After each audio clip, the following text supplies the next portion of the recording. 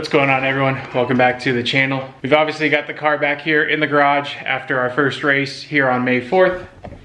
And unfortunately, the car doesn't look to be in the best condition. We've gone through, done a quick little walk through. The axle on the long side, which did impact the wall, actually slides out pretty easily right now, but we did tow the rear end and there is 1/16 of an inch tow out right now. So we may hold off on replacing this as of right now. There are a couple pieces on it that did get bent up a little bit, such as our shock mount right here, but it's not the end of the world because the distance between our frame rail and our shock mount up here on the chassis didn't change. But of course, we do have this bent bar right here that is looking like a problem, and obviously the battery did push forward into our interior sheet metal. So we're going to go ahead and get this car stripped down so that we can take it to one of the people up in Denver with a jig to see if it needs to be clipped. Our front end right here is not looking super great.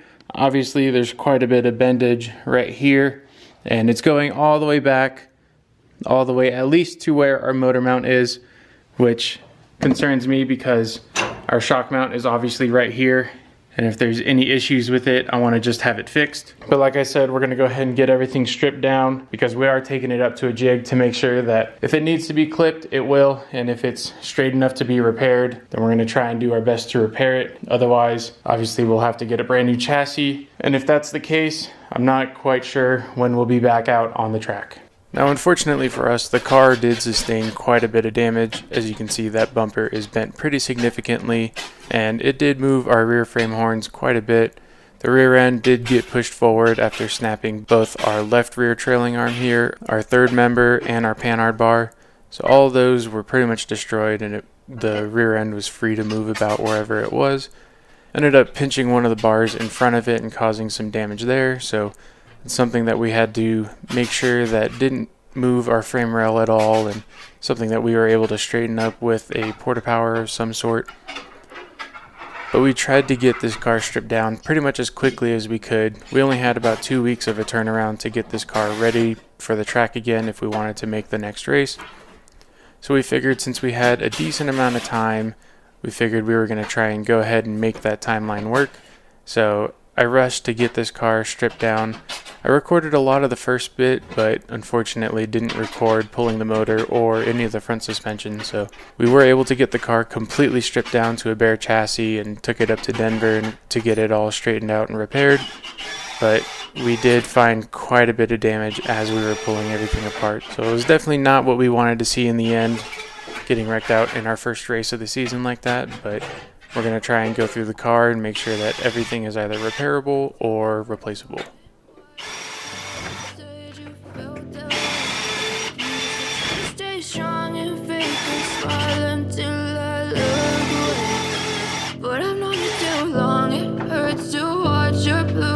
Fade to gray as you fade away,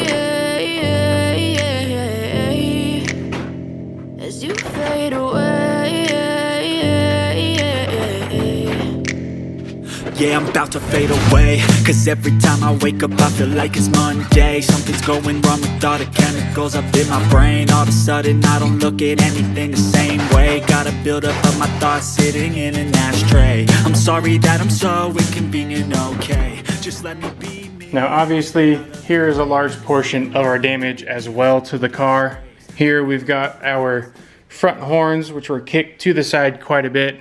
Fortunately, it sheared off our bumper tab right here, but as you can see, pretty much right where the motor mount begins, it just starts its gradual curve and starts going towards the left. Unfortunately, our little top piece of the spring collar is also completely snapped and broken, so we're going to go ahead and add that to the things we need to replace. Luckily, it seems like the shock is still okay and the rod is straight. But of course, we'll get it off of the car and make sure it moves completely and isn't bound up anywhere. We're gonna try and get the rest of this car stripped down because this frame rail right here is significantly worse than the other side. Obviously, it doesn't go all the way back to our shock towers on this side, but it does start to bend right where the bar is for our steering rack. So we are gonna get this up on a jig here pretty soon, hopefully, and just hope that our front clip is still square, at least where it needs to be. This is all repairable and able to be straightened up, but we just want to make sure that everything's good on our end and we don't need to spend extra effort trying to replace a clip if we don't have to. Now, unfortunately, after taking the body off over here, we can see the extent of the damage to this upright bar right here. This is where our rear end ended up coming forward and impacting the center section. But also, this bar right here is showing a slight kink going in towards the sheet metal, and there's actually a little evidence here on the interior sheet metal, but it looks like that bar is going to need to be replaced.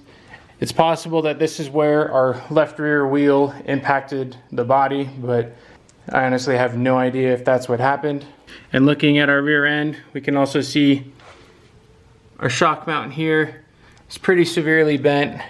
We're going to pull the rear end out of the car and see if it needs to be evaluated any further. And as I've mentioned before, we do have 1/16 inch toe out right now, which by itself isn't enough to warrant replacing the rear end right now because they are quite a bit expensive. But we're going to take the rest of the rear end out of the car and see if anything further needs to be addressed. Never be the same. I don't really wanna hurt you, but I can't control the pain. If you're sticking by my side, maybe we could be okay. Okay, maybe you could be the change I need today. I promise that I've never felt this way. I really hope that you will choose to stay through all the pain. I know you told your friend you're not okay, and tell me what's wrong, why you never said you felt that way. Guess you're trying to stay strong and fake a smile until I look away. But I've known you too long, it hurts to watch your blue eyes fade to gray as you fade away. As you fade away. As you fade away.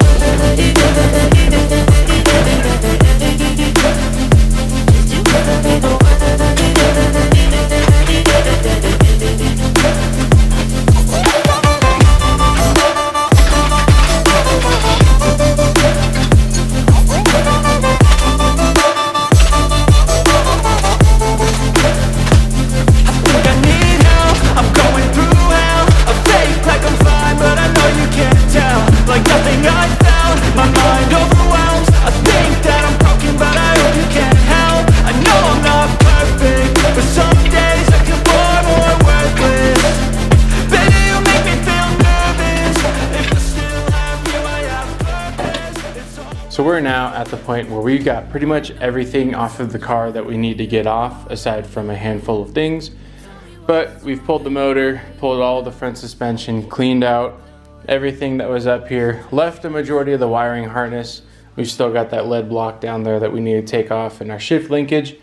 But for the most part, this car is pretty much ready to go up to Denver and get put on a jig, because now that everything's off in the front end, it is a bit easier to see that the front horns are bent pretty significantly, and it did unfortunately take the steering rack bar with it. So now the steering rack bar is sitting in there a little bit sideways.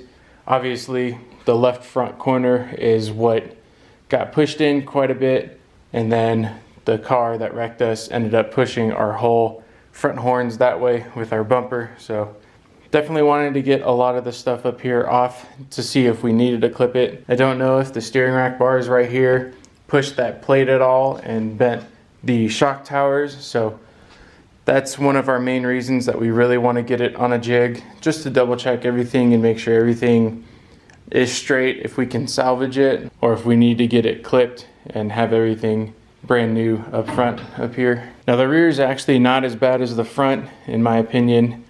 These bars right here, the frame horns, did get bent slightly, but I think with a porta power or something along those lines, we can straighten them back out and it won't be a big deal. My main concern is actually this vertical bar right here. You can see the welds are cracked right here where it meets that shock bar, and they are cracked down here against the frame rail. And it is tweaked a little bit, so is that diagonal bar right there. And it actually did pinch our frame rail just a little bit with this buckling. It kind of pulled up in areas it didn't want to pull up, and so the frame rail is slightly buckled there. But I think it's all repairable. Of course, when the rear end moved forward, it did push into the battery and move all of our interior sheet metal forward. So we are gonna have to take out our seat as well and try and hammer in all of our sheet metal to try and get a little bit closer to where the rivet marks were and see if we can get all that pushed back down. But the chassis is pretty much ready to get loaded up and head up to Denver to get put on the jig. Really unfortunate that this happened during our first race weekend back at Colorado National, but I guess it was inevitable that we were gonna wreck at some point as you find speed there. So not necessarily the end of the world, but definitely bummed that it happened on our opening night. And so with all that work done and everything being said, I think I'm gonna end the video right here because there's not really much else to do right now. We are gonna go over everything that was either damaged or destroyed in the wreck, so that'll be another video. But for now, I appreciate you guys watching, and I hope to catch you in the next one. Why you never said you felt that way? Guess you're trying to stay strong and fake a smile until I look away. But I've known you too long, it hurts to watch.